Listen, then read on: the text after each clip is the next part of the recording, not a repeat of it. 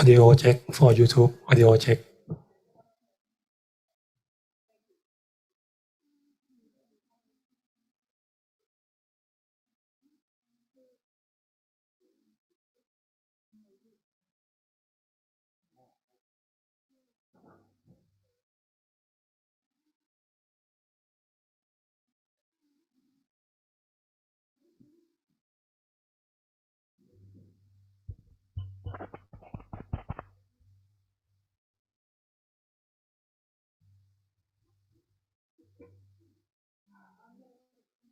Oh, well done. Well done. The person who's already been here, this is children.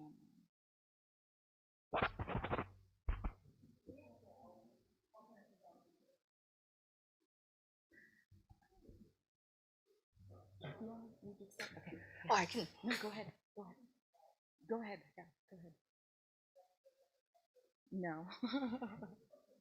I think we can maybe tech team.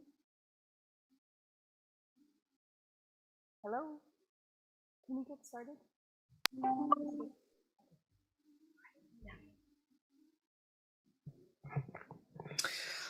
All right, good afternoon, everyone.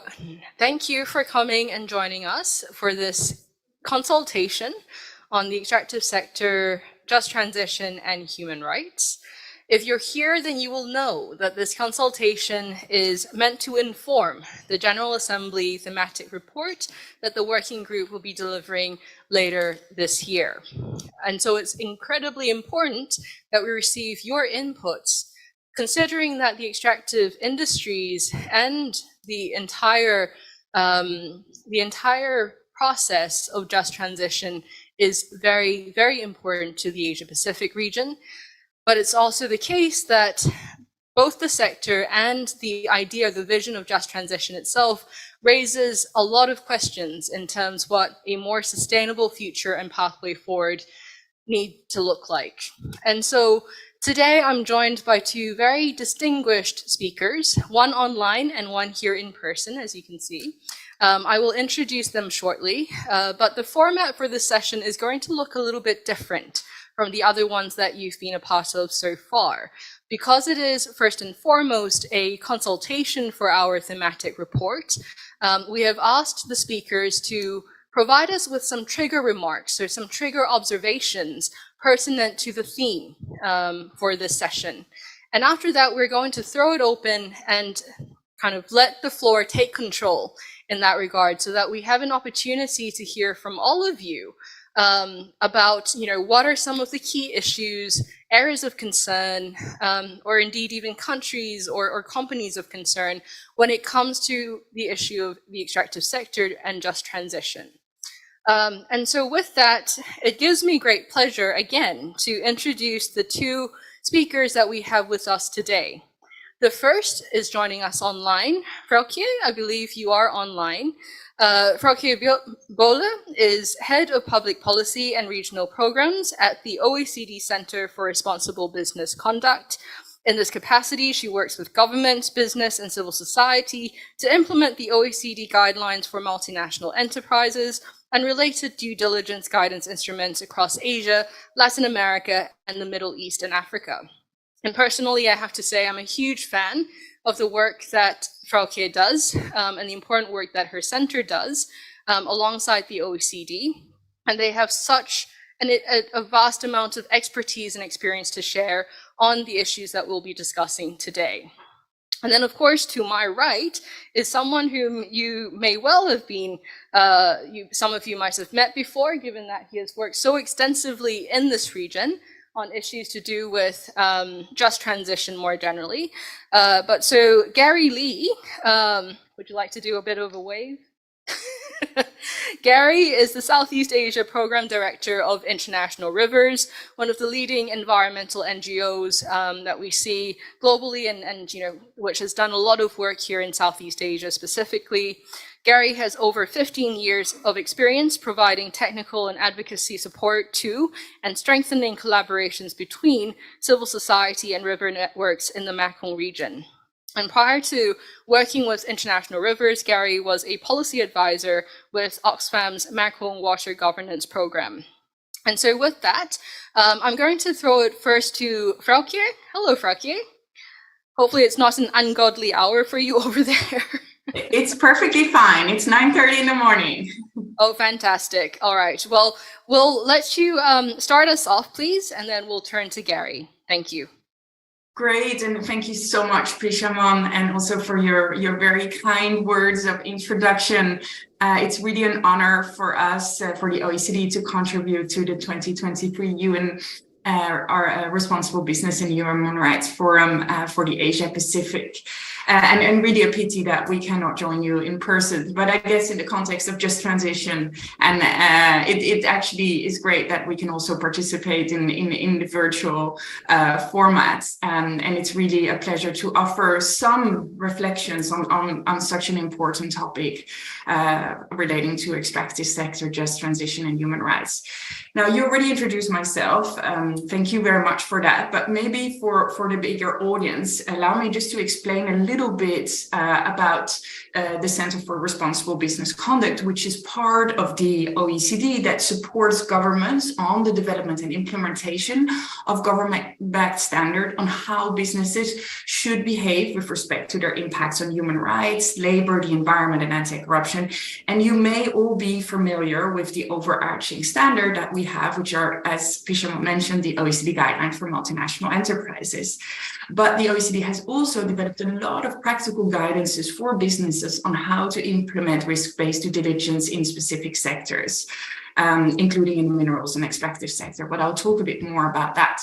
Now, by means of introduction, I would also like to underline, and I think it's extremely important in the context also of this forum, and if we're talking about these issues, that the OECD instruments on responsible business conduct are fully aligned with and complement the UN guiding principles on business and human rights and the ILO instruments.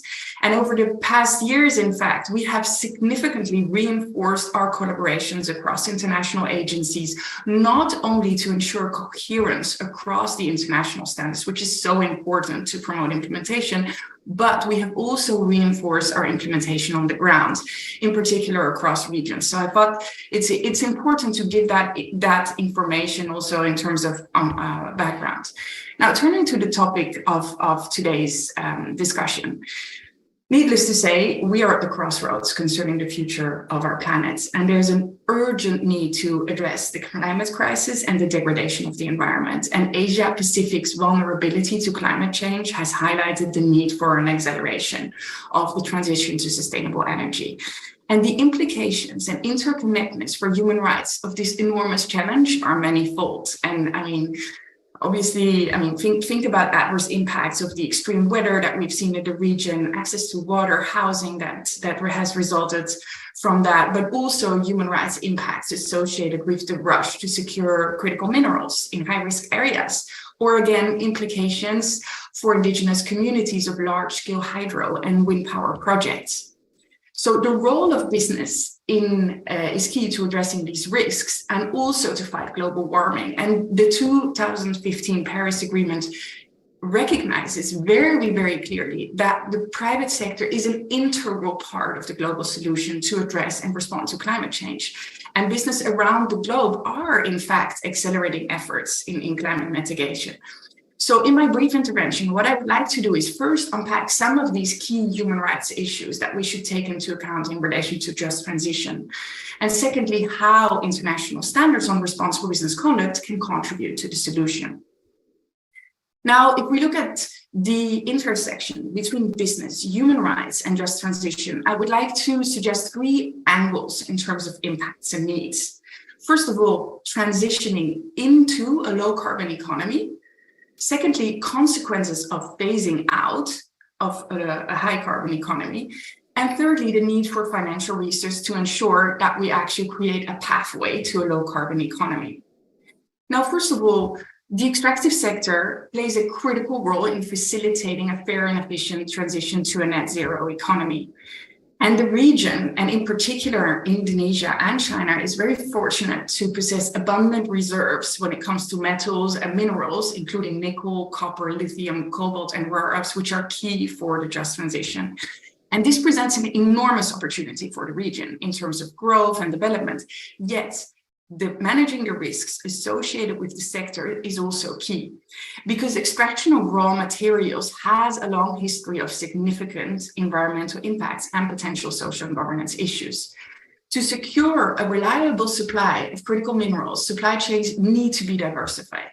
This means that all countries with reserves and processing capacity, even high-risk countries with governance challenges, cannot be ignored. Yet investment in new mines is currently insufficient to meet the projected demand and meet the goals of the Paris Agreement, and partly due to an aversion to high-risk countries. And let me give you some figures.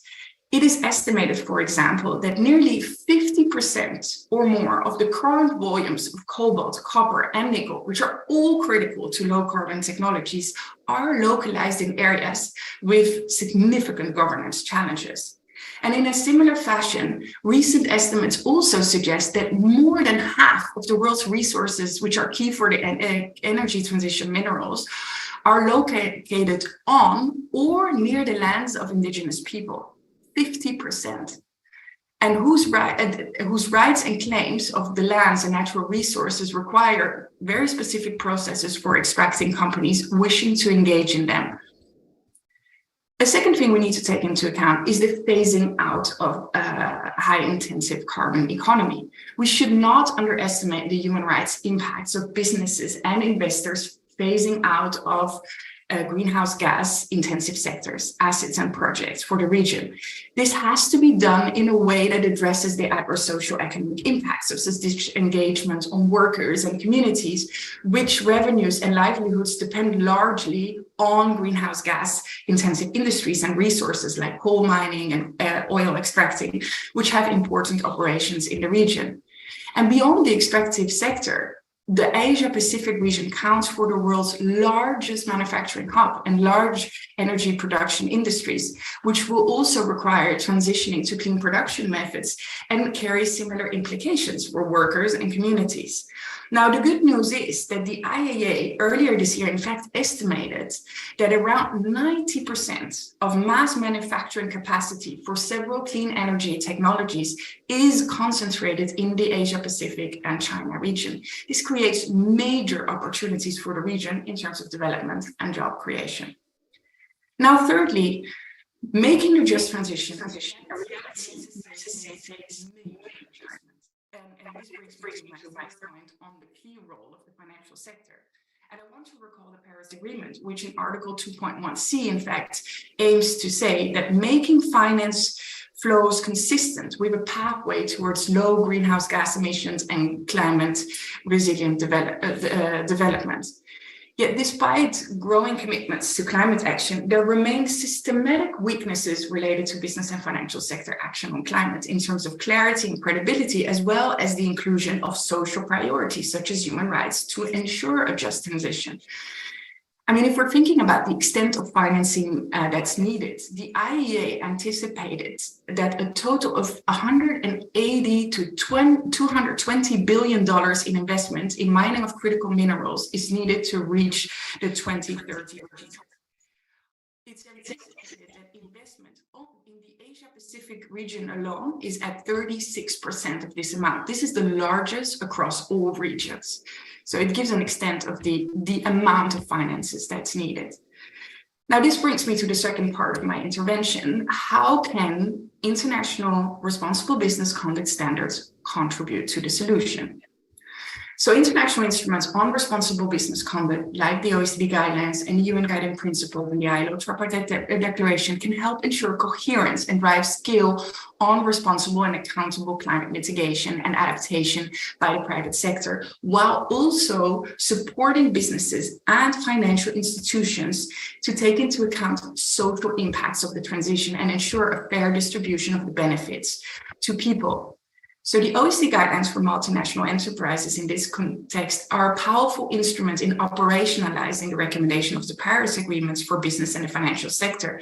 And I'm actually extremely happy to announce to you today that tomorrow, after 2 years of work, we will be launching the 2023 version of the OECD Guidelines for Multinational Enterprises with a new name, the OECD Guidelines for Multinational Enterprises on Responsible Business Conduct. They will be released tomorrow.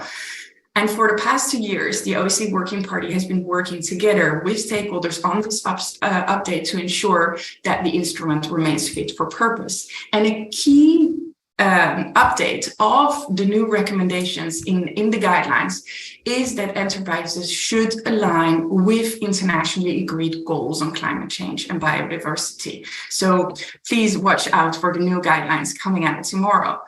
This means embedding just transition priorities into business core decision-making and risk management processes by holistically addressing the full scope of responsible business conduct issues is key. And in this sense, the OECD guidelines offer a unique international instruments that's very comprehensive because it doesn't only include climate change related responsibility, but also has chapters on human rights, corruption, etc., which we see are often interlinked if we talk about these issues.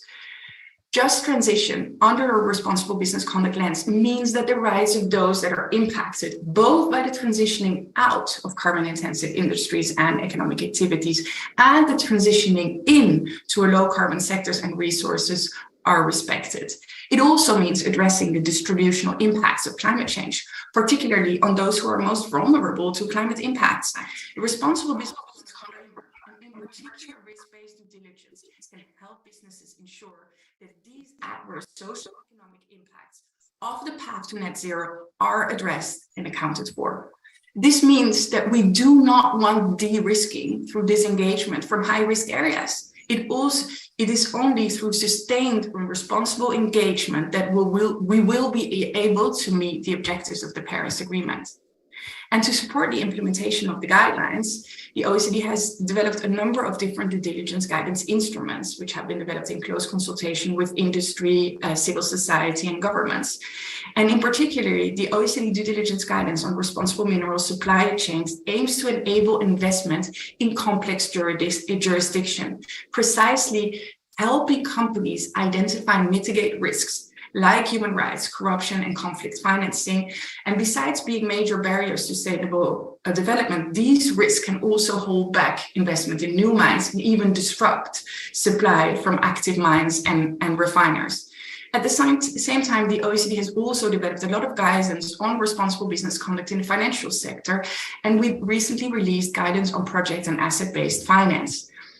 This tool is very useful in financing renewable energy projects while making sure that workers' and communities' rights are protected throughout the project's lifecycle. At the same time, we need to take into account that international responsible business conduct instruments and the different due diligence guidances remain soft law instruments.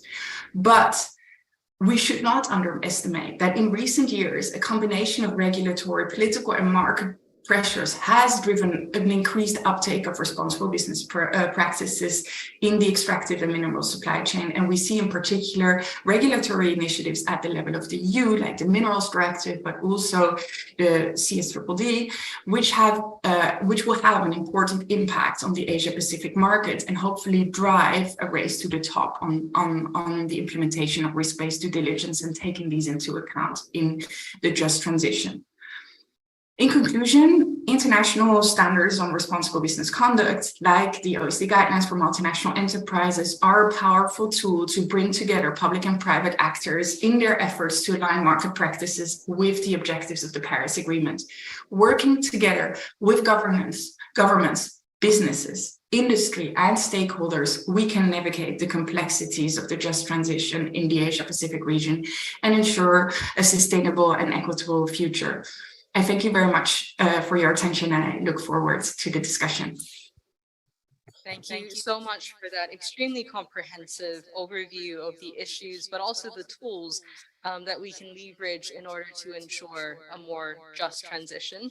And indeed, we'll be waiting eagerly to read the 2023 version of the OECD guidelines, noting the new name as well. But thank you so much again, Frauke, for that.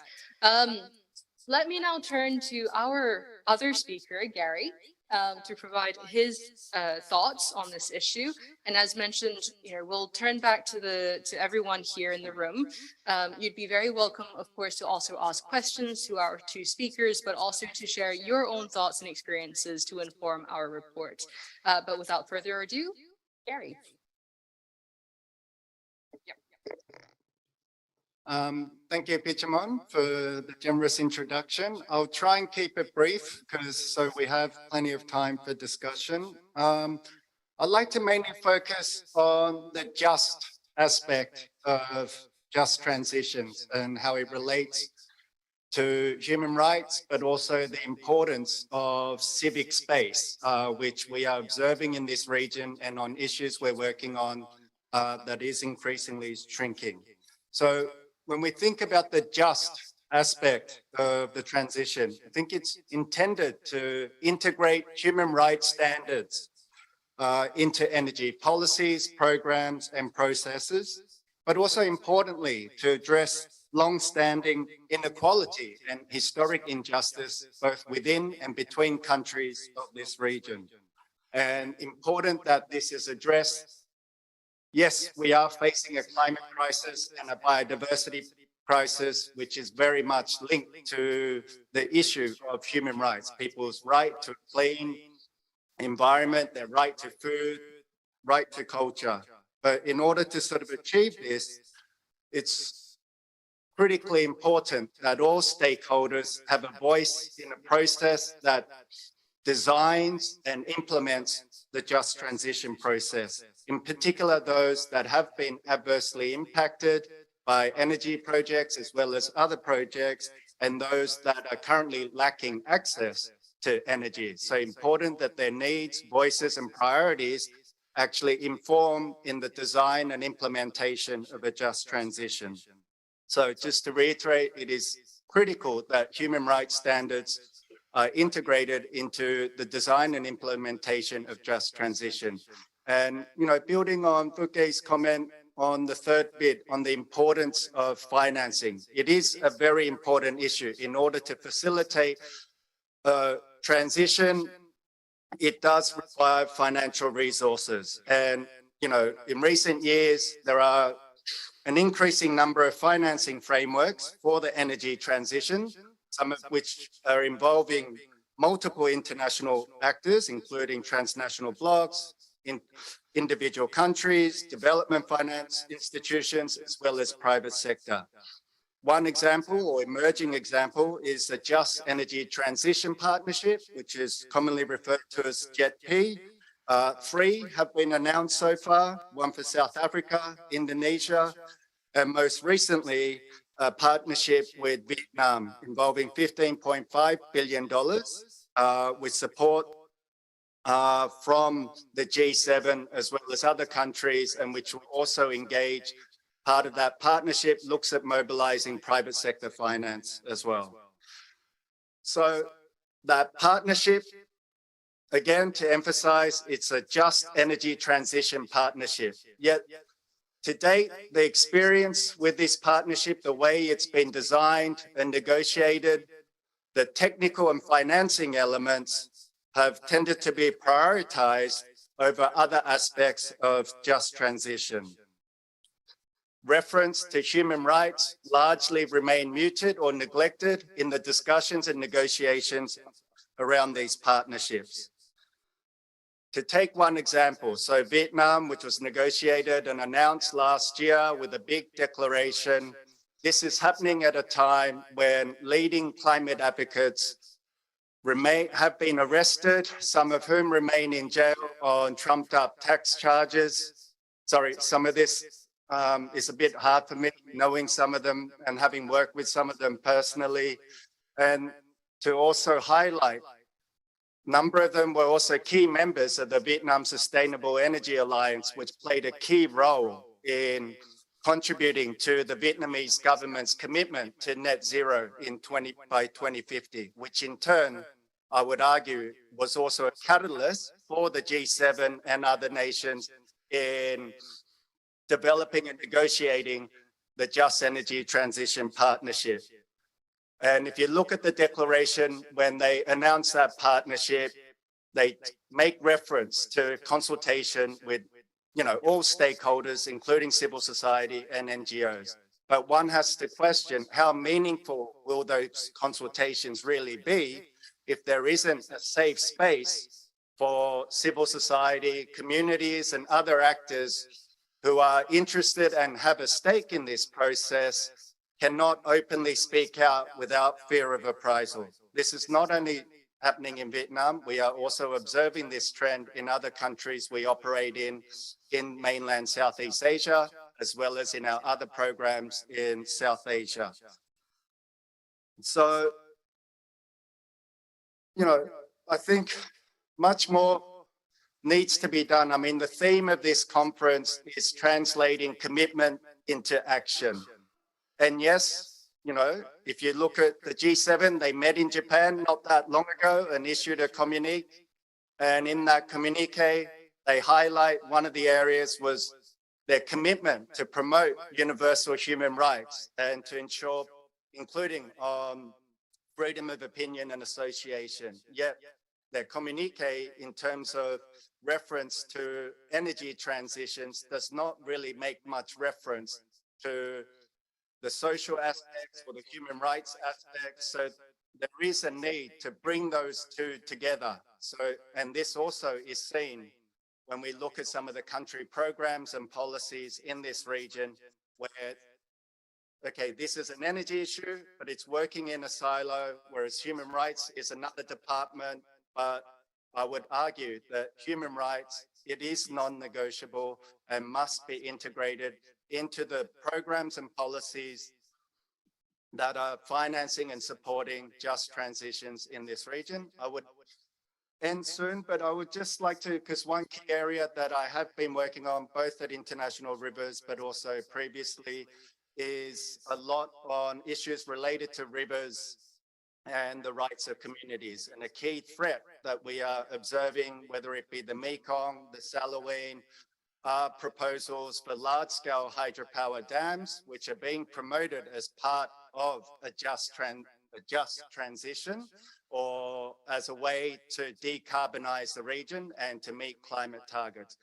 However, in practice, what is happening is these projects are having major impacts on rivers and the resources that communities rely on to exercise their basic and fundamental rights to their food, to water, to their cultures and their identities. So I think whether we are talking about hydro, solar, or whatever, we need to bring in that social and human rights dimension at the forefront and ensure that it is prioritized and integrated when we are talking about addressing the climate and biodiversity crisis. Decarbonization is important, but that cannot override the basic rights of people that are living in this region and in the world. Thank you.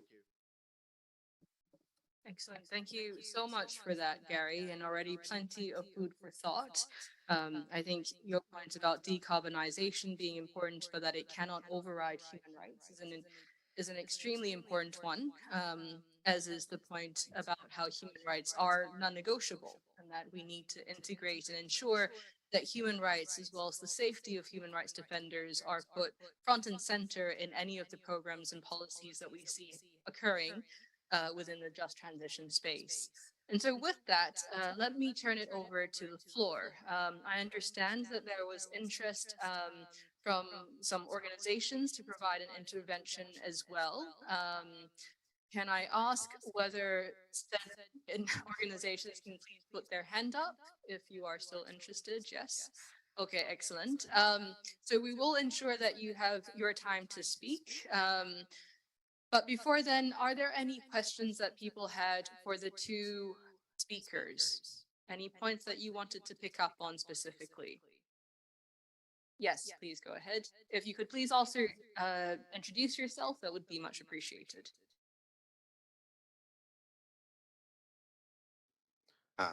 Good afternoon. My name is Phil Robertson. I'm the Deputy Asia Director for Human Rights Watch. Obviously, you've spoken already about Vietnam and the very serious concerns we have for those environmental defenders. And the fear that, the international community is just going to dump a ton of climate change money into Vietnam without demanding respect for rights. I wonder if you could also speak about possible leverage on other countries that are also in the Asia Pacific region that are being discussed for JETP financing, which includes India and Indonesia. And also, what do you see driving this in terms of the countries like the United States and the EU and its member states in terms of pushing forward with climate change without really sort of paying attention to the human rights dimensions to these policies? Great, thank you for that. Any other questions? We'll collect. Yes, please. Good afternoon. My name is Lan. Actually, I'm from Vietnam. So this some of the comments. Yes, I agree that the such energy transition is such a trend topic in Vietnam right now. Everyone talk about that. And also, I observe that they always talk about the just in the Discord about like the just between developing country and the other country, without mentioning the domestically the just transition itself. So I was always wondering what kind of like human right as criteria in some kind of energy transition partnership, because at the same time we got a lot of partnership invested to Vietnam, and then the government make a strong commitment, but at the same time a lot of arrest happening right now for the climate activists. So I'm just wondering the human rights like on the policy making level, the human rights are considered like at that level to that kind of partnership. Yes, I hope you get my questions. Thank you. Thank you for that. And maybe just one more over there.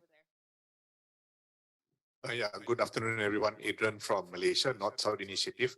I'm trying to imagine, based on the standards or the future practices, what would be consequences of not following these principles, standards, or guidelines? Yeah. Excellent. And because that question was so very nice and short, please go ahead. ค่ะชื่อคติมาลีจะนะคะมาจากเครือข่ายชนเผ่าพื้นเมืองเชียงใหม่ค่ะ I came from indigenous group in Chiang Mai. When we talk about net zero carbon for Thailand, everyone, our groups of ethnic groups who are living with the nature in the northern part of Thailand, we face serious problem. Those groups of people who live with the nature, living with the forest, we became victims because they want to increase the forest to 40 million rai. Now we have only 31%. They want to increase to 40% in order to get a loan from the World Bank. But now they expropriate the land in order to plant a forest. The act that came out 2 years ago, they want to expropriate the land from indigenous people. And people will be given 20 years. They only said that trees breathe out oxygen and absorb carbon dioxide. That's why the carbon dioxide is low. So please try to follow up with these problems, because our land would be expropriated and our rights are encroached upon as well in Bang Kroi and in Om Koi as well, and Nam Yom as well. There are many things that involve us. And with that, let me turn to our two speakers. Frauke, Gary, would you like to address any of the questions or all of them together? Frauke, perhaps we can turn to you first. Would you like to jump in? Yes, thank you very much, Pishamon, and thank you so much also for the interesting observations and comments from the room. Again, a pity that I cannot be there in person. Maybe a couple of reflections on some of the things that were mentioned. First of all, in relation to what can other large countries, in particular US and EU, do that are pushing the just transition, what can they do in order to take into account human rights standards? No, I think that's a very fair point. This is something that precisely also through the new updated OECD guidelines for multinational enterprises we are pushing, because through these large developed countries like the US and EU countries have indeed committed to stepped up, strengthened standards, also on human rights and on FPIC, for example. And I would also like to raise in this regard, again, the issue of the regulatory developments that we see, because I think that is really, really important, because it is true that the EU is increasingly taking action to ensure that any products entering the EU market comply with actually these international standards. So de facto actually making them binding. So this means, and this includes also human rights standards. So in particularly the issues that you were referring to in Vietnam, because of the supply chain linkages, even if this concerns smaller companies, indirectly, this would indeed also cover human rights impacts. So there is, in fact, binding legislation which will be adopted very, very soon and hopefully enter into force. I think we're thinking about the end of next year, which would in fact oblige companies to conduct risk-based due diligence also on human rights issues. And this would hopefully mitigate some of these issues. So that was regarding the first question. Then I have to admit, with the translation, it was very difficult for me to understand some of the following questions. But the question from the person from Malaysia around the consequences of not following these standards. Unfortunately, yes, I think the response is quite blatant, is that we will be finding ourselves in a world where we're pushing a just transition without due respect for human rights. And I think the previous speaker said it very, very clearly. I mean, decarbonization cannot override basic human rights. So it's in all of our interests to make sure that we push for a race to the top, not only on actually realizing climate mitigation, but at the same time respecting human rights.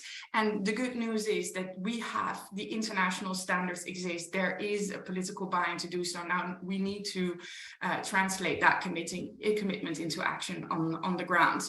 And lastly, to the speaker of Thailand, yeah, I duly note the issue that her community is facing in the north of Thailand, and that is indeed a key issue that will need to be addressed, and having appropriate consultation with affected communities should be taken, should be made a priority in these large projects, be it hydropower project or forestation projects. So this is definitely a key example that should be addressed. Thank you very much. Thank you so much for your responses, Frankie. Gary.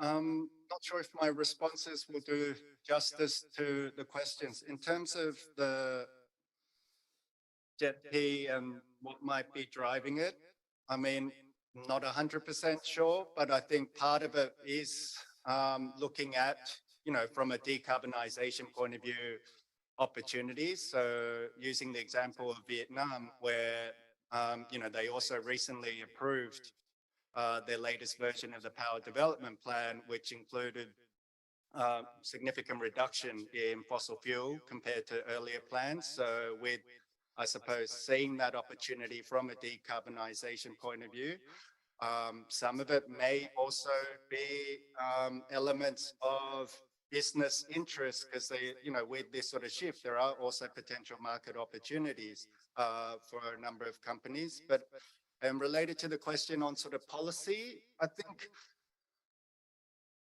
there is an opportunity to push. So if you look at the political declaration around the JET-P that was issued late last year, one of the areas that it talks about is around improving regulatory frameworks and policies, but it's largely framed around to sort of promote public and private investment in renewable energy. But this is sort of, I suppose, what I was trying to get to about getting out of the silos. If you're going to make efforts to improve and strengthen regulatory frameworks, the key principle that underlie that should be respect for human rights. So whether you're talking about investment, whether you're talking about energy transition, biodiversity protection, human rights need to be a part of that discussion and integrated into those regulatory frameworks and policies. And I think that's similar.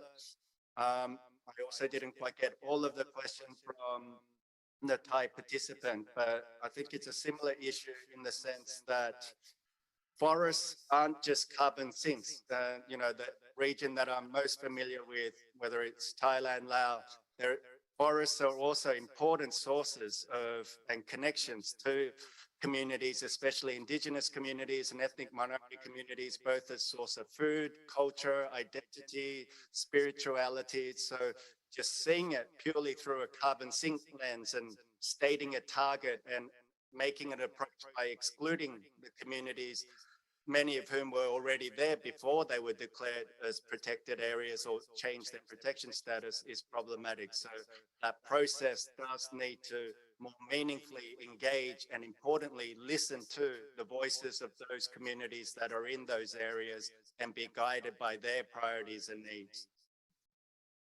Thank you very much for your responses as well, Gary. And again, I feel like this is already helping us to frame what we have in mind, not just for the report, but also for the discussion that's to come. I also note that the speaker from Vietnam who asked the question, I think the point that you were making is a very relevant one, and you're right in that we can focus a lot on the kind of the obligations or responsibilities of global North countries to assist global South countries with the just transition, and yet are we giving enough attention to the domestic kind of discourses as well? And I think the question that you've asked about how can we put human rights at the center, especially when it comes to policies in this space, is indeed one that we're trying to explore as part of this consultation, but of course as part of the report. So with that, and noting that everyone's been so very cooperative and all of your comments and questions have been very concise, can I also please ask that now as we turn to interventions from the floor, if you can try and keep your remarks to no more than about 4 minutes, that would be much appreciated. If you see me doing this, it means if you could please wind up. But in any event, I note that there was, that you had put your hand up earlier, so please go ahead. If you can also tell us from which organization you're from, that would be much appreciated. Thank you. I'm Ganesh Negi with Schneider Electric. I work as Director for Sustainable Procurement for the organization. Now, one of the things is that our past experience shows that just a mere availability of guidelines never ensures they're adopted and they're followed. And the private sector players, especially who are at the end user segment, they do have a responsibility to ensure that the accountability of their supply chain partners, their supply chain entities, that are fixed so that we can follow the tenets of those guidelines in spirit rather than letter. Now, from that perspective, if you look at the transition minerals and the extractive sector, there are three key points which I would like to highlight. One is the visibility of the supply chain players that are involved in the extraction and the processing is a big challenge. A lot of times we are not even aware of who are the players who are involved in processing of rare earths, who are involved in the extraction of nickel, etc., etc. We know big industrial behemoths, we know big industrial complexes where the processing is happening and the situation which is there, but we do not know who the entities are or how to engage with those entities. Especially for private sector, it's difficult because when we receive these minerals, it's either through traders or let's say extremely distant from the extraction and the processing. And there is no way to reach out crossing through tier 2, tier 3, tier 4 to identify and ensure an accountability. That's first part of it. Second is an almost a monopolistic or oligopolistic nature of the ownership of these resources. It was also highlighted that it's extremely concentrated. And in that case, whatever be the public posturing, behind closed doors, it's either take it or leave it kind of attitude, which makes human rights as a bargaining chip for a climate transition. Not a just transition, but climate transition. So that's the second challenge. And that brings to the third point, which is need to diversify the processing capabilities. If there is any way, the oligopolistic nature has to be addressed or countered, there is need for more and more, let's say, regions to have the processing capabilities, and that requires fiscal, regulatory, and even otherwise support, a political will to have those discussions, let's say, in a disciplined manner. So these were the three interventions from my side. Thank you. Thank you very much for those insights. And really appreciate, of course, the business perspective on this with respect to the challenges involved in monitoring, one's value chains, especially when it comes to the processing side of things. I believe there was another hand up, so duly noted, the three hands up. We might alternate, and so we'll go over there, we'll come back to you, and then we'll come over to you. Yes, please go ahead. Thank you. I'm Bhanu Tatak. I'm from Arunachal Pradesh, India. I am with Indigenous Research and Advocacy Dibang and also associates with International Rivers and Women's Earth Alliance. I really wanted to highlight on a point that I come from Arunachal Pradesh, which is kind of it's not really a disputed area, but then it's in the border, China border. So and the Chinese government claims our indigenous territories, and we are also in the lower riparian of the dams upstream in China. Like they are proposing large dams upstream in the Brahmaputra basin in China, in the Great Bend, as known as the Great Bend. And the same argument is being placed by the Indian government as a lower riparian, that we are supposed to take advantage of the lower riparian advantage. But then that would mean, submergence of, I mean, 80% of our indigenous territories in Arunachal Pradesh. So, this was highlighted even last year, and a lot of, since Brahmaputra doesn't have any water accord, unlike Amazon rivers, there's no water accord or framework around. So, I just wanted to highlight that maybe this is a good chance, good opportunity for us to, bring on the table a Brahmaputra water treaty, not just between China and India, but also other lower riparian like Bangladesh, who are in, millions and are going to basically, in case of any geopolitical tension, it's since we as Arunachal Pradesh are already being claimed, by the Chinese. They have given us some 15 names across like our states. So, I'm not sure if this has ever been highlighted. So I wanted to make sure that it's on the floor.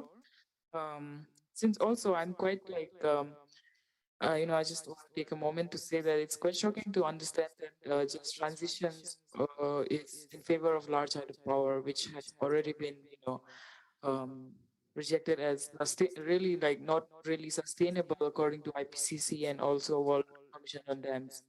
So with that, really that's what I wanted to highlight. Thank you. And thank you for highlighting those issues. I think already between the intervention just now and the intervention that you just provided, it already displays the range of issues when we talk about just transition. And indeed, the question surrounding large hydro, which I, of course, am aware International Rivers has worked extensively on, continues to be a really big contentious issue that we as a region will have to grapple with. With that, let me turn to, please, feel free to take the floor. Thank you. Hello, everyone.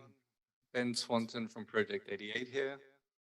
I recently authored a report on the criminalization of climate activism in Vietnam. So far, 4 climate activists have been imprisoned on trumped up charges of tax evasion. And just a week ago, on March 31st, Hoang Thi Minh Hong, the founder and director of the organization Change, was also arrested. I have copies of the report here, so for people who would like to learn more about what is happening in Vietnam and the way in which human rights is being subordinated to climate change diplomacy, please come and see me after the session. Thank you for that. I think we would be keen on receiving a copy, so please do ensure that you share it with the working group as well. Please, over to you. Hi, thank you so much. So I'm Pooja. I am with Oxford Germany. So my comment would be that a lot of the time we have seen that there's a lot that needs to be done at the global north level, and because we have seen that a lot many of time is there are large manufacturing footprints that exist in global south, and which has a direct impact on the environment and the climate crisis. And so there's a lot that needs to be done. Other than that, the second point that I want to make is that there are also like lot of double standards that exist. And I can give you an example that there are a list of highly hazardous pesticides which are manufactured in global south countries. They are banned for use in countries like EU, in European Union, or in other global north countries, but then they are rampantly being used in countries which are in global north. So my point is that human lives across the world, they should be treated in the same way. And to a great extent, this needs a great amount of reflection and thinking about. So I can also give you an example. There are around 67 highly hazardous pesticides that are banned for use in EU, but they are rampantly used in South Africa. And I'm sure there are many much similar kind of examples that would be there in other global South countries as well. So these double standards definitely do some form of need some form of reflections and thought, both in terms of policy and as well as in terms of implementation perspective. Thank you. And thank you very much for those observations as well. Indeed, the question of double standards is one that we hear quite often in the discussion surrounding what just transition means. And so I'd be keen on hearing more from people. Noting that Farah has her hand up, can I please just ask for one moment whether can I check if Forum for the Future and the Business and Human Rights Resource Center would still like to also provide interventions? Yes, okay. So Farah, if you wouldn't mind holding just for a moment, we'll go over to the BHRR Center. Good afternoon, everyone. I'm Pachoy Labog from Business and Human Rights Resource Center. And I'd like to just take this opportunity to promote and share our latest briefing to everyone. It's nickel supply chain mapping research entitled Powering Electric Vehicles, Human Rights, and Environmental Abuses in Southeast Asia's Nickel Supply Chains. We just launched this a month ago, and it looks at two particular supply chains in Southeast Asia.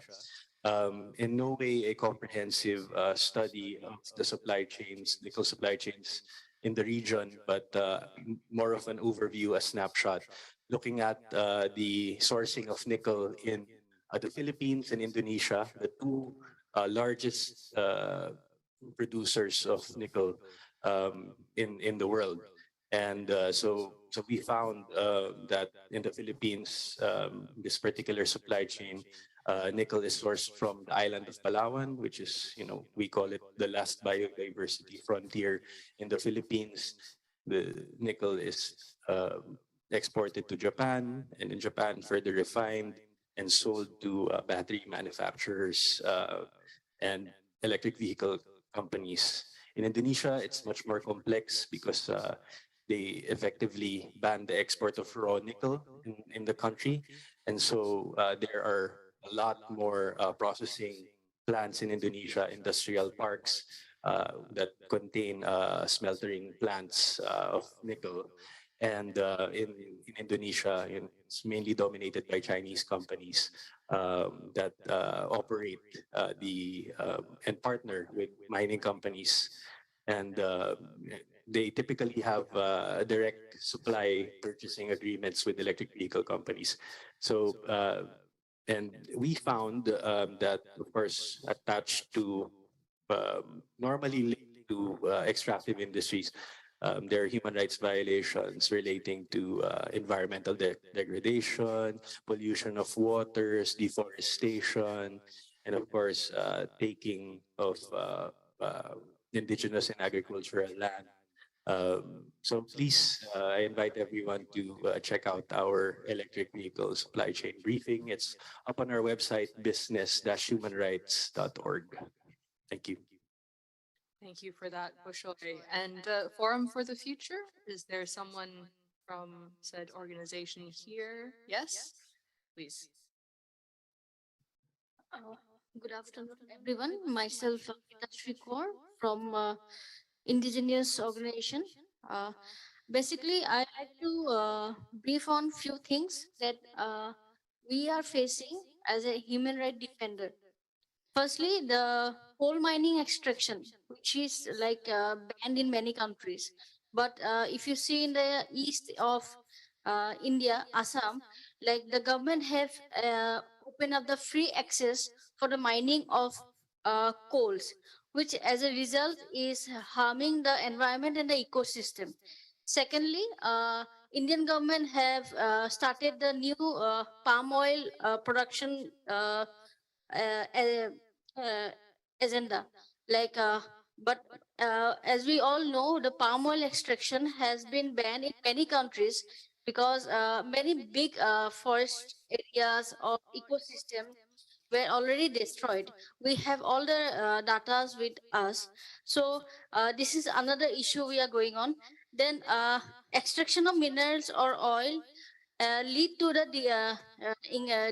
decrease of the quality of the land, which is another threat for the indigenous people because they depend on the land for their livelihood and all.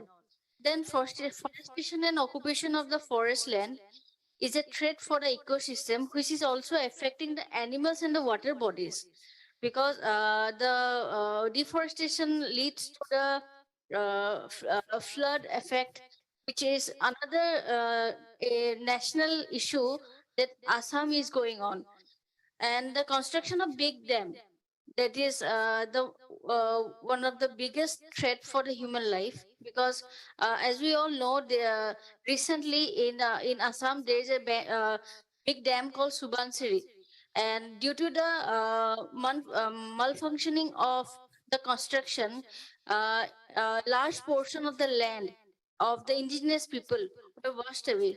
So this is another threat that our indigenous people residing in Assam are facing.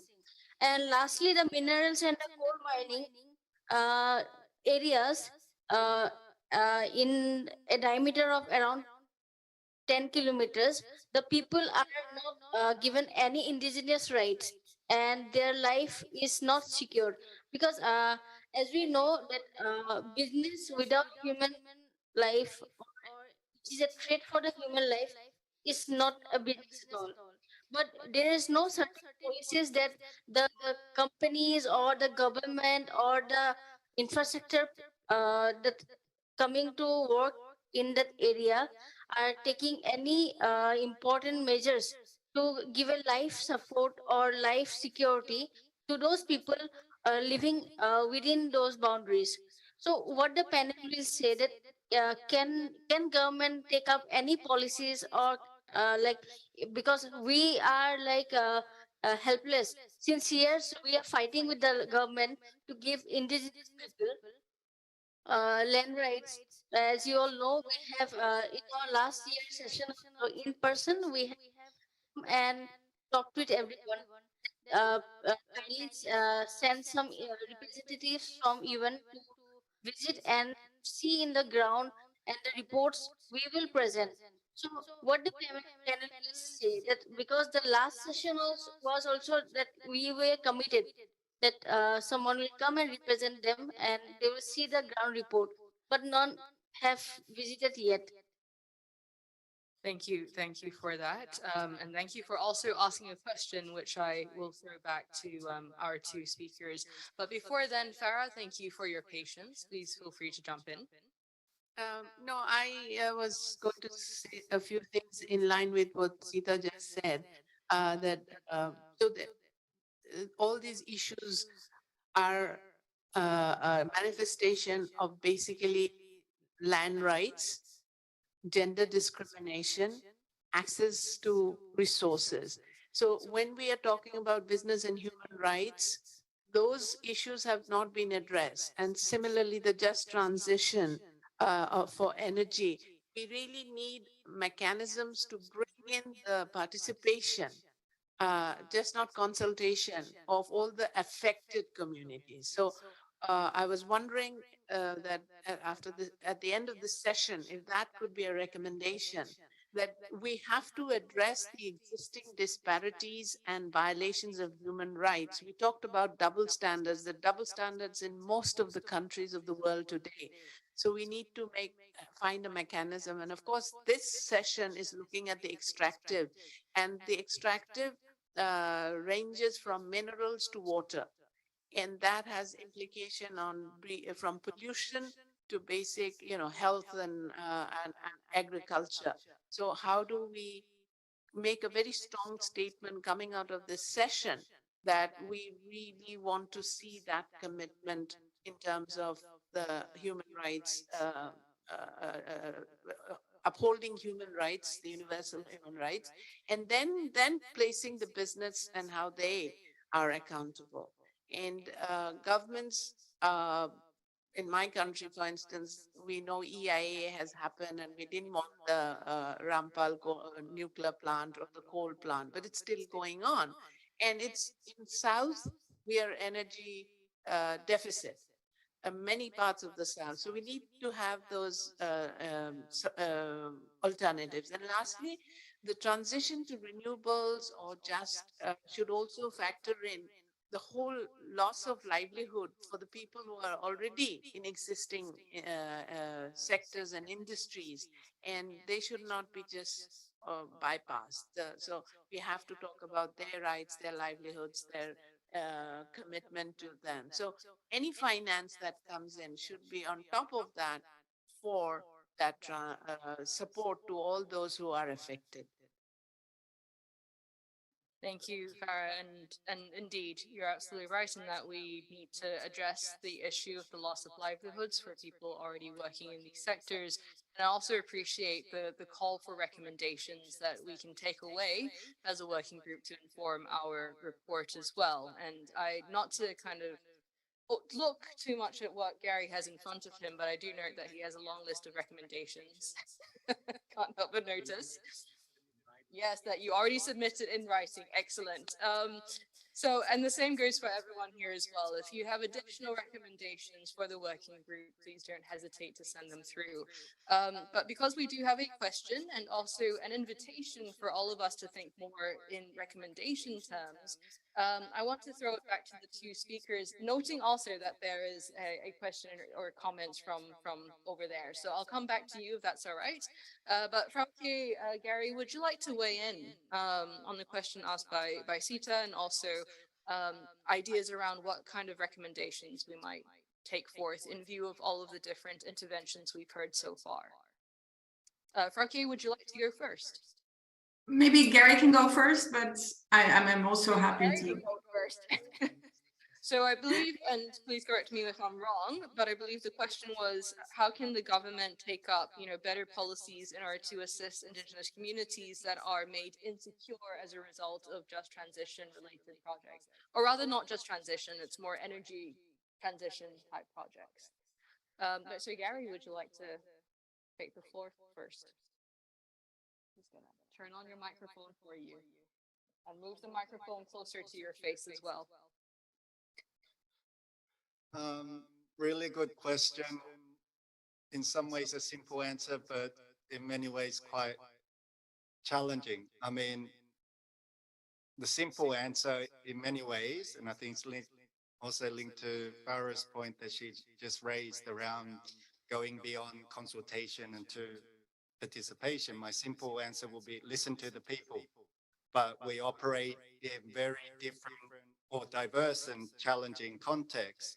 And I think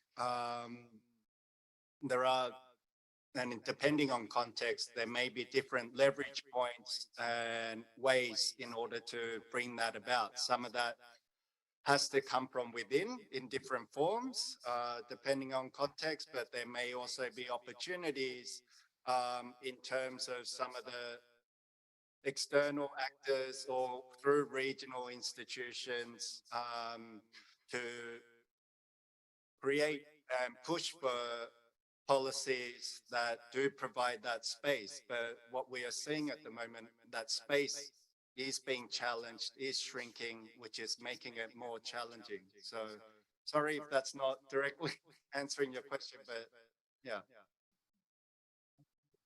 Thank you, Gary, for that. Rocky, would you like to weigh in? Yes, thank you so much, Pishamon. And just I really want to, thank for the rich discussion. I think it gives a very good flavor of some of the ongoing work that it's very relevant for this topic, and also giving in some very concrete examples of some of the very specific challenges that different communities are facing in relation to large-scale projects, in relation to the energy sector. And I mean, I completely agree also what Gary was saying just now. In terms of solutions and recommendations, it's a very complex environment, and there's an important role to play for business, that is clear. But I think what's also emerges very clearly from the discussion, and if we think about recommendation, is the role of government. The role of government is key in order to establish a clear framework in terms of consultation with affected communities, and not making sure that there is consultation which is a tick the box exercise, but it is actually meaningful, and that decisions are being based on such consultations, and issues are actually being taken into account. So I want to highlight the issue in relation to the key role of government. Now, moving forward, I think it also came out pretty clear from some of the points that were raised. I see a clear responsibility also of OECD countries and big consuming countries, which are indeed stepping up in order to make a lot of these international standards binding, is to also capacitate not only businesses, not only stakeholders, but also governments, in order to comply with these expectations. So I think this is also definitely a call on the European Union for accompanying measures in the context of all the regulatory developments on due diligence to capacitate the different regions, and help them to implement and get institutional mechanisms and regulation in place that will actually effectively take into account human rights issues in all these challenges. So these are just some of the reflections that I had at this stage. Thank you very much, Pishamon. And again, it's really a pity not to be in the room. We miss your presence, that's for sure, Frauke, but thank you very much for those insights. I acknowledge that there is a comment that's being put through the online Zoom chat from an anonymous attendee, but it's a very relevant one about how women in particular are at a high risk of sexual exploitation and abuse, as well as harassment in the extractive industry. There's been a recent scandal by an Australian extractive company, which has scored high in terms of the company's Modern Slavery Act compliance to the Modern Slavery Act, but nonetheless accused of numerous incidents of sexual exploitation of women by the employees of the company. The EITI, the Extractive Industries Transparency Initiative, has made gender an integral part of reporting standards, but the industry needs to do more, not just pay lip service. So whoever made that comment, thank you for also bringing the gender dimension to the issues that we're talking about right now. With that, let me turn to, please go ahead. Hello, good afternoon to everyone. My name is Victor Ubanil from the Economic, Social, and Cultural Rights Center of the Commission on Human Rights of the Philippines.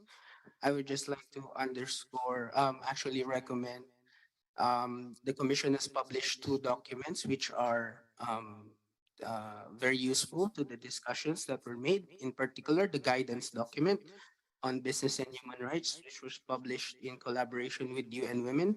The guidance document provides a foundation how to implement human rights principles premised on the UN Working Group's assertion that business and human rights emphasizes that a gender perspective is always appropriate for all states and businesses in all situations. The document underscores that gender is a cross-cutting concern in securing a better future for people, planet, and prosperity. And the other document that I would like to highlight is the National Inquiry on Climate Change, published in 2022.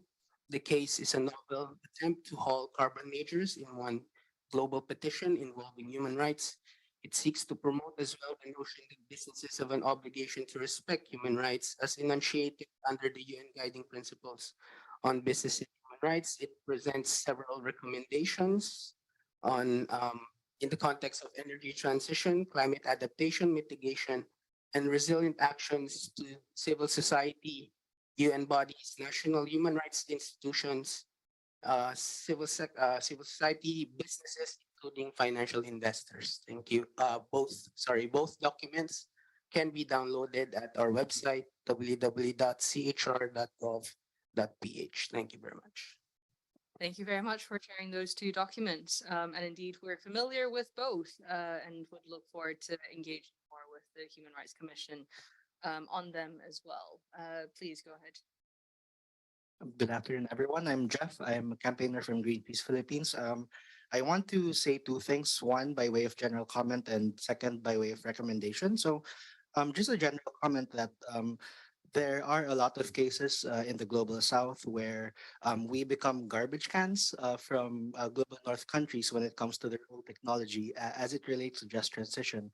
For example, LNG and other energy sources that are deemed dirty by other global north countries find their way eventually in our country. We are seeing an uptick in investments for LNG, and we do know that that has a lot of impact, not only in terms of extractives, but also for delaying the outcomes of the Paris Agreement, right? So we also have to see that in light of the global movement with just transition, and it's increasingly being marketed as a transition fuel to this just transition process. So we are seeing a lot of greenwashing, and I dare to say transition washing for our countries. And we do have to recognize that access to correct, relevant, and accurate information is itself a human right, and could be endangered by these greenwashing initiatives by a lot of these carbon major companies, which are laid out in the NICC report as being morally onerous from these carbon majors. So yeah, I guess a general comment that needs to be discussed. And second, by way of recommendation, how do we really figure in loss and damage mechanisms in just transition frameworks?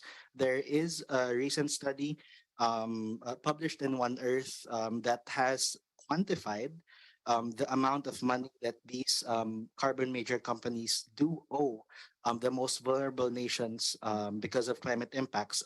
Actually, it's valued at 5.4 trillion US dollars between 2025 to 2050.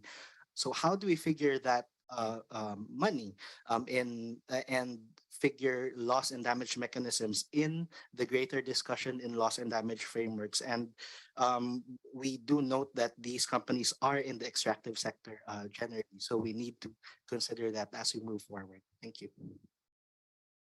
Thank you. Thank you for asking those questions and also for bringing forward the problematic issue of greenwashing as well. Indeed, this is something that we hear so often in relation to discussions around the energy transition. And it's something that is quite contentious, not least because the idea of greenwashing itself is imprecise, right? But nonetheless concerning. So if anyone else has any thoughts specifically on the issue of greenwashing and also, broader questions about loss and damage, please do. All right, I see hands, so we'll go this way, that way. We'll start with you and then we'll come over to you. Okay. Okay, everyone. My name Asep. Asep Komarudin. I'm senior forest campaigner from Greenpeace Indonesia.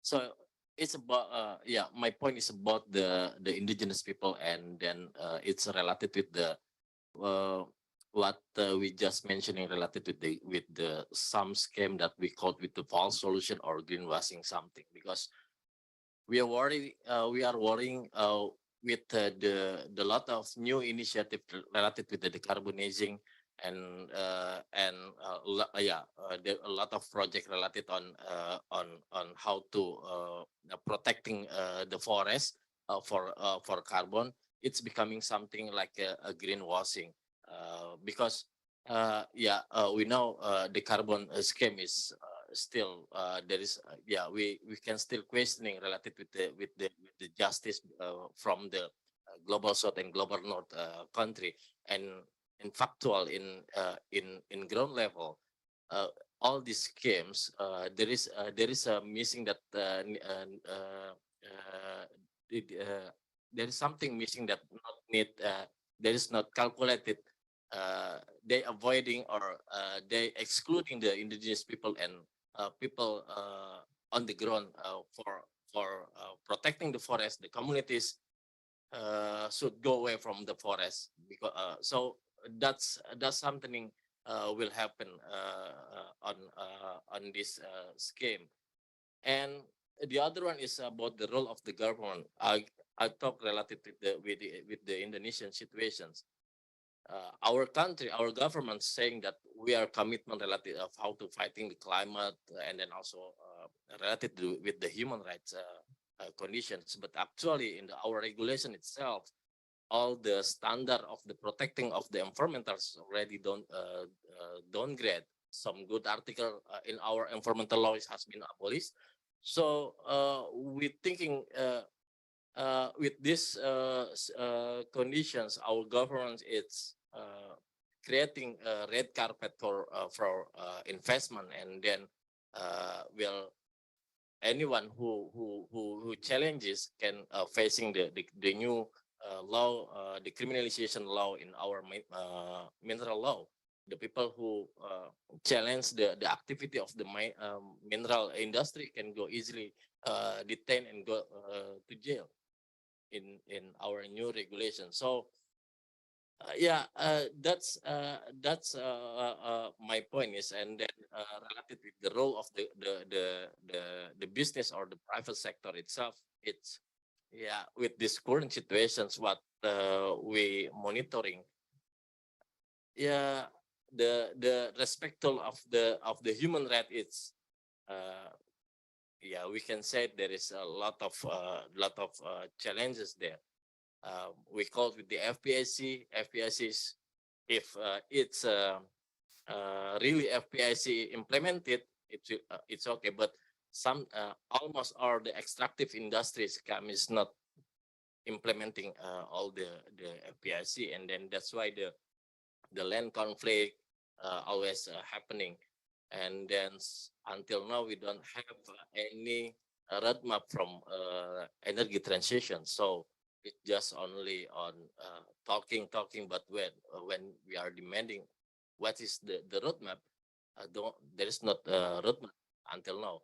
That's why we think we think that all the scam and what our government saying with the how related with the climate and etc. is not implemented. So that's the situations, and yeah, I think that's for me.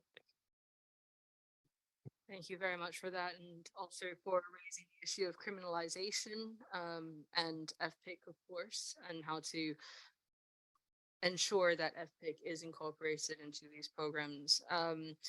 With that, I believe, yes, please. Yeah, I'm Kartika from Progress Palangkaraya Ecological and Human Rights Study from Indonesia. Maybe I will add a friend from India and Asaf from Greenpeace.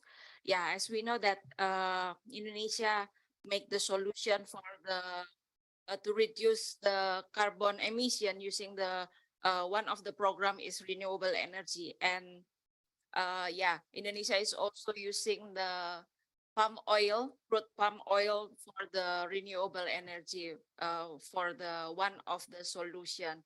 But as we know that the palm oil plantation is have a lot of issue of violation in human rights, such as like the land grabbing for indigenous people, and then exploitation for the worker, and also like deforestation, and not just deforestation, but also being the root cause of the haze and flood disaster that in central Kalimantan, because I'm from the central Kalimantan, and it never happened before the palm oil plantation exists. So, and now if we talk about the commitment to action, even our government have the commitment to respect the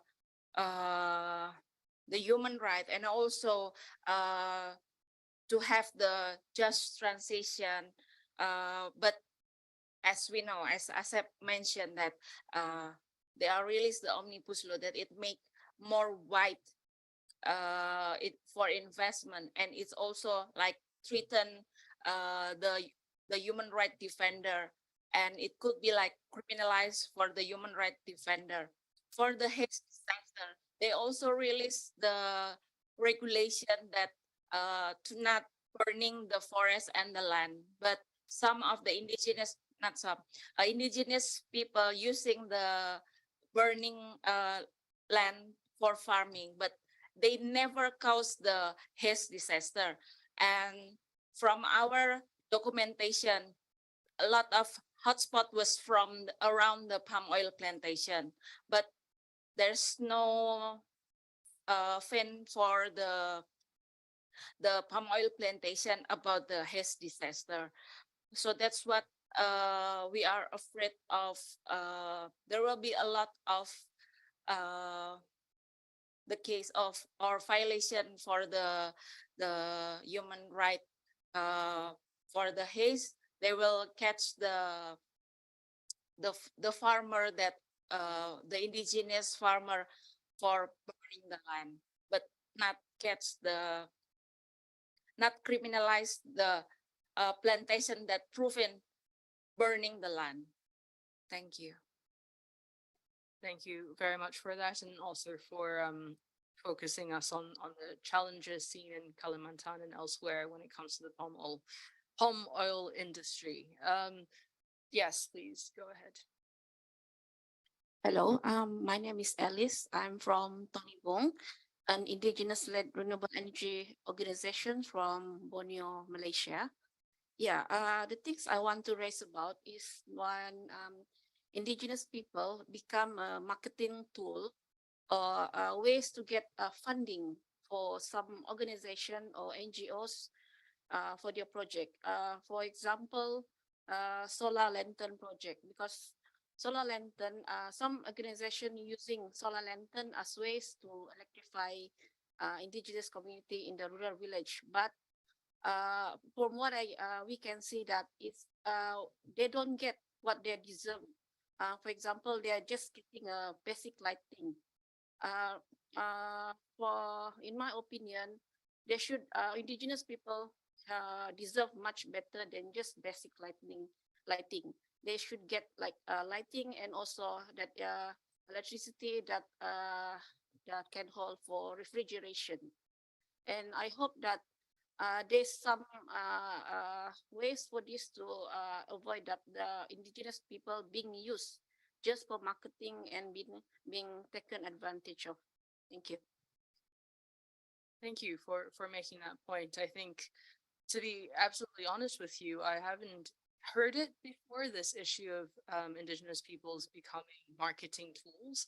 And it's certainly concerning to hear about it. So I think would be keen on hearing a bit more as to what it looks like and also what it means for indigenous communities. Yes, please, over to the, oh, sorry, actually, I did say, please go ahead first and we'll come back to you. My name is JC Kim, working for advocates for public interest law based in South Korea.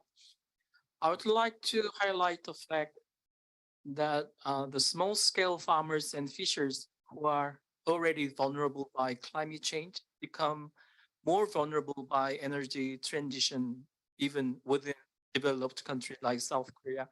This is partly because government allows renewable energy businesses to do whatever they want to do, as long as they can accelerate fast energy transition to meet the nationally determined contributions.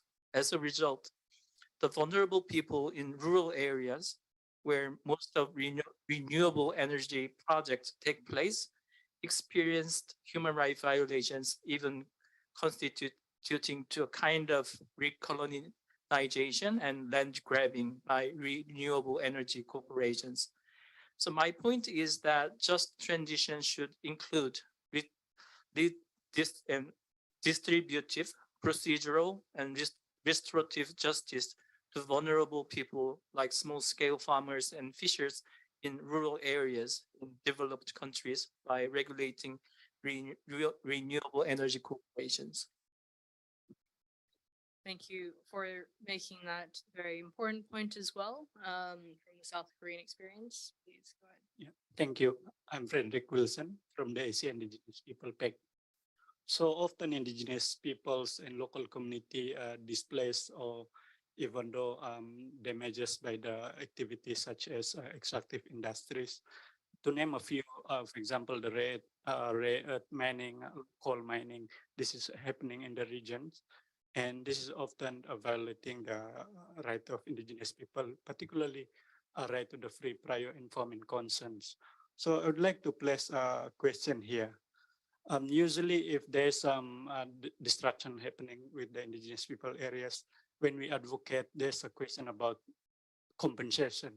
But can compensation compensate the damage by the extractive industry, for example, bring in terms of the cultural, traditional knowledge of indigenous peoples, environmental, and even the social impacts? Thank you. Thank you for that, Frederick. I think it's a very interesting and important question about how can one compensate if that is indeed at all possible when it comes to the non-tangible aspects of harm. And I also know that there has been a question put through on the chat in Zoom by Akila from Indonesia, who is asking how civil society can participate in the monitoring and oversight processes of industries in the just transition space in order to better integrate health priorities into their operations. So those are two very big questions, and noting that we have just about 6 minutes remaining, I just wanted to see whether or not we might have any participants from government and from businesses who might want to weigh in on either of those two questions. I'm not imagining things, but there was a voice just now, right? Okay, maybe I was imagining things, never mind. Okay, well, what I will do then is to turn to our two speakers, Frauke and Gary. Would you like to provide us with just some, 1 or 2 minutes of reflection in relation to what you've heard today, but also if you wanted to address those two big but important questions as well, we'll warmly welcome your insights. Frauke, I'm not sure, would you like to go first or would you like Gary to go first? I can take it. I can take it this time around, and I wouldn't venture into summarizing the discussion because that wouldn't do justice to it. And thank you again for all the very useful contributions. We've taken careful note also from our side. Maybe just a couple of points I wanted to raise in closing to some of the issues that were raised. I think in terms of greenwashing, I mean, and we or SDG washing, even we hear that term a lot. I think that's a very valuable concern, and I'm really hoping that with the drive towards more binding regulation and obligations on businesses to be serious about supply chain transparency and risk-based due diligence, taking into account human rights aspect, labor, environmental issues, corruption issues, really being comprehensive, that some of these issues will be addressed. I think what's maybe also very interesting for you to know is that in the revised version of the guidelines that is coming out tomorrow, in fact, there is now also an expectation that lobbying activities of companies should be aligned with the guidelines. So I think also putting in lobbying activities of businesses in the scope of responsible business conduct is an interesting development.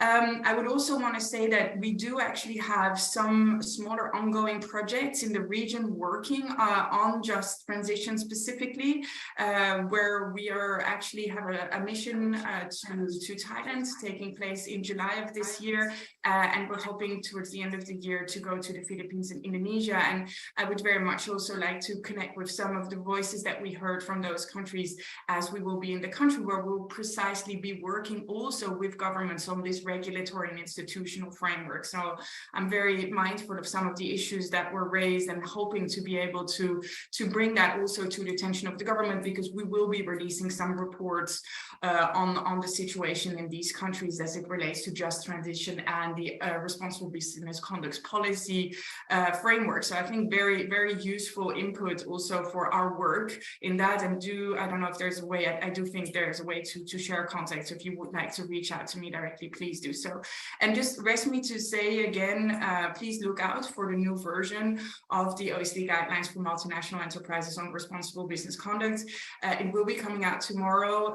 We have increased protection of human rights defenders, significant changes to the environment chapter precisely to take into account a lot of these issues that we discussed today, extension also on corruption issues.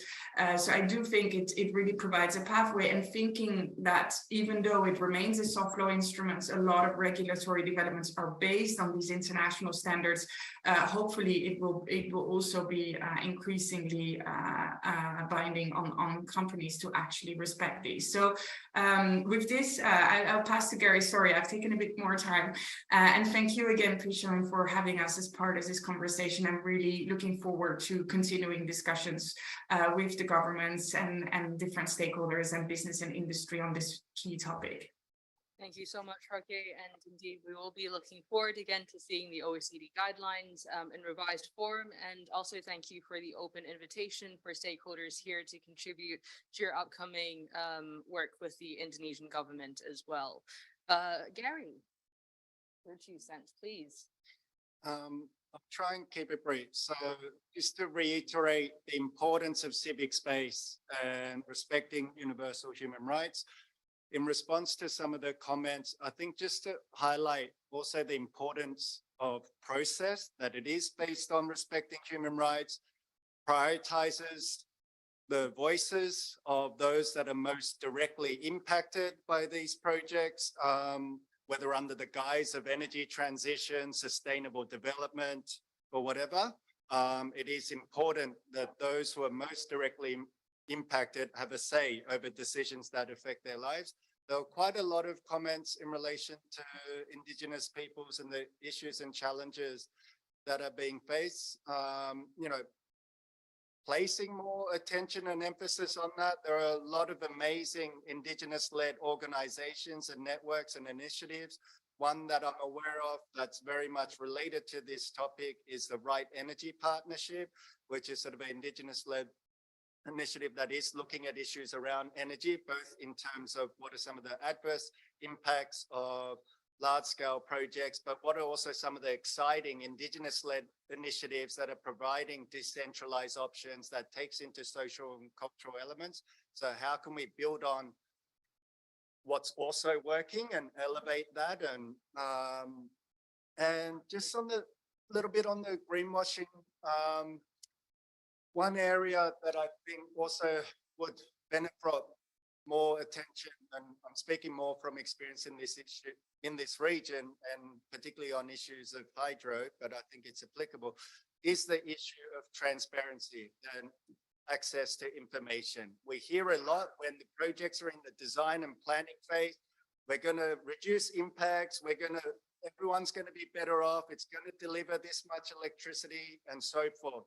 Yet once the projects have obtained all their approvals, move into construction and operation, there is very limited information that is made publicly available in a timely manner, which does limit the opportunities for civil society and other interested actors to conduct independent monitoring and verify and hold these actors to account. So I think that is an area from a government policy point of view, but also from business point of view, where more can be done to provide that information in the public domain for different groups to use to hold these other actors to account. I'll leave it at that for now. Thanks. Great. Thank you so much, Gary. And thank you again to both of our speakers.